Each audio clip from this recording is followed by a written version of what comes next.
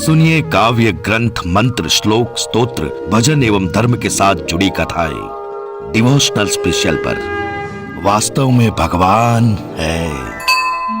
Subscribe करें devotional special.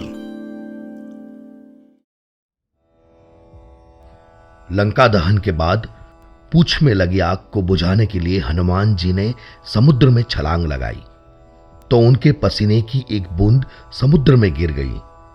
एक मछली ने वह बूंद निगल ली। उसके पेट में जाकर वह बूंद एक वानर शरीर में बदल गई। एक दिन पातालपुरी के राजा अहिरावण के सेवक मछुआरों ने उस मछली को पकड़ लिया। जब उन्होंने उसका पेट चीरा तो उसमें से वानर की आकृति का एक जीव निकला। वे उसे अहिरावण के पास ले गए। अहिरावण ने उसे पातालपुरी का द्वारपाल बना दिया। यही वानर हनुमान पुत्र मकरध्वज कहलाया। राम रावण युद्ध के दौरान अहिरावण ने राम लक्ष्मण का अपहरण करके उन्हें पातालपुरी में बंदी बना लिया। उन्हें छुड़ाने हनुमान पातालपुरी पहुंचे। पातालपुरी के द्वार पर उन्हें अपना हमसकल वानर दिखा तो वे आश्चर्यचकित रह गए।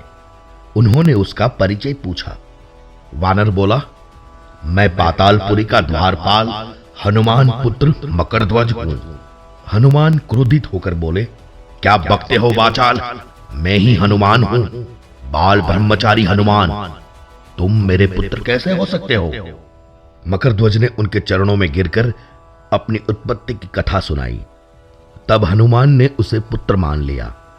लेकिन वे जैसे ही द्वार की ओर बढ़े, मकरध्वज उन्हें रोकते हुए बोला, पिताश्री, यह सच है कि मैं आपका पुत्र हूं, लेकिन यहां का द्वारपाल भी हूं, इसलिए मुझे पराजित किए बिना आप अंदर नहीं जा सकते। हनुमान के लाख समझाने बुझाने पर भी मकरध्वज नहीं माना। तब पिता पुत्र में युद्ध छिड़ गया। कुछ ही देर में मकरध्वज निढाल पड़ गया और हनुमान उसे पूंछ में बांधकर पातालपुरी में प्रवेश कर गए। चामुंडा देवी के मंदिर में अहिरावण राम लक्ष्मण की बलि देने वाला था। हनुमान जी वहां पहुंच गए और देवी रूप धारण करके वहां स्थापित हो गए। कुछ देर बाद अहिरावण वहां आया और पूजा अर्चना के बाद राम लक्ष्मण की बलि के लिए उसने जैसे ही तलवार उठाई, भयंकर गर्जन करते हुए हनुमान जी प्रकट हो गए और उसी तलवार से उसका वध कर दिया।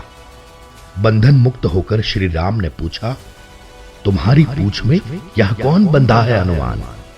हनुमान ने मकरध्वज का परिचय देकर उसे मुक्त कर दिया। मकरध्वज ने श्री राम के सामने सिर झुका लिया।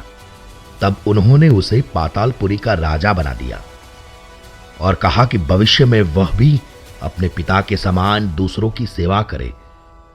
मकरध्वज को आशीर्वाद देकर तीनों राम दल में लौट आए।